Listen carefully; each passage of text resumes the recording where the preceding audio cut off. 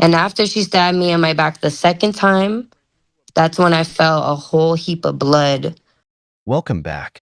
New details and updates. On the shocking case.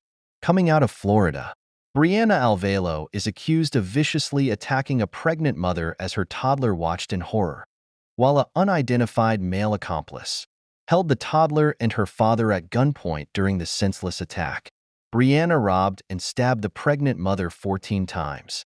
The family was staying at the hotel and wanted to lift the mood to celebrate a birthday, presumably for the toddler. So they did what most American families do: order pizza. The typical delivery usually goes without a hitch. However, this family was facing a near-fatal encounter over $2.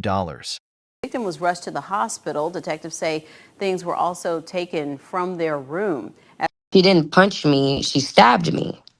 So I'm like, she really stabbed me with this pocket knife right now, or I'm not sure if it was a pocket knife or a regular knife because it was like a foldable one.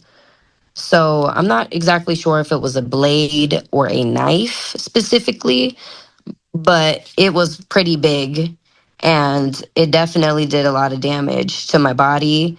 I turned around some more and she just continued to stab me. She stabbed me again on my back. And after she stabbed me on my back the second time, that's when I felt a whole heap of blood just spew down my back. And I realized I had a huge gash on my back. And I just laid down on the bed and she just started slicing me, just going crazy, kind of just taking her, like she had it in the left hand. So she was just kind of like back swinging and just going crazy and just stabbing me. This really taught me like the willpower I didn't even know I had, so it's definitely a big impact, very different change. Um, it's pretty traumatic, you know, just to go through that, with my partner as well as my daughter seeing that whole thing. It kind of is pretty heartbreaking to me. As for Alvelo, deputies arrested her and Marco's Pizza Monday night, and she's being held in jail on no bond. Her accomplice is still at large and has yet to be identified. Meanwhile, charges have been upgraded to premeditated murder. She was initially facing attempted murder, but her charges have been upgraded. Brianna is now facing life in prison. Here's more details from the victim about that horrifying night. Already felt a little weird about it, but I didn't think anything of it. So when I got to the door, she seemed very sweet. She had her hair down. She didn't give me no hostile energy until I gave her the money to pay. Um, the pizza and like the order, it was about $33. I gave her two 20s and a 10. So I gave her $50. I'm expecting to receive like $17 change back, which I was going to give her a tip, like I do to everybody that delivers my food. But being that it came late, being that my food was cold, being that it was an awkward time frame, and as soon as I handed this woman the money, she walked away out the door, and my door was still cracked open because I'm expecting my change back, and she just tried to walk away. And I was like, this is how I said it. This is exactly how I said it. Hey, girl, I need my change back. And she was like, oh, you need your change. Well, we don't offer change. So she ended up with a $2 tip, which I honestly felt like she didn't even deserve because my pizza was cold.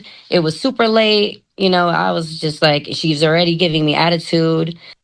About 30, 40 minutes later, we get a knock on the door, loud enough to wake us up from our sleep. So my boyfriend was like, "Oh, it's late. Don't open the door." But I wasn't thinking anything of it, because it's like I'm in a. I don't know if we have, I've never had any altercations. I don't have any problems with anyone. I wasn't like fearing to open the door.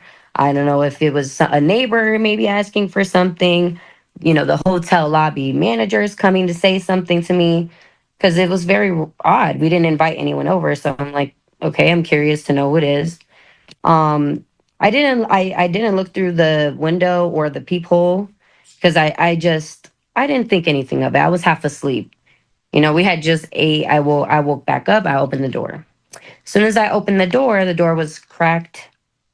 I cracked it open. As soon as I cracked it, she put her foot on the door, and both of their backs were facing me. I couldn't see their face. When I opened the door, they both had their backs towards me. And as soon as it opened, she kind of kicked the door with her foot and like rushed herself in. And they both just rushed in, and she locked the door behind her. As soon as I saw that she locked the door, I realized the situation was a lot more serious than I thought I expected. It just kind of happened so quickly. And from there, as soon as he came in, he pointed the gun at me. Then he pointed the gun at my daughter. I put my hands up. I said, whoa, whoa, whoa, whoa, I have my child. We don't got nothing in there. What's going on? No one said anything. I just said, I got my daughter. What is this? What's going on? They had ski mask on, so we could only see their eyes and their eyebrows, and like their body frame. But I could not. They were not recognizable at all. I was like, who are these people? What is going on? Like it just caught me by surprise.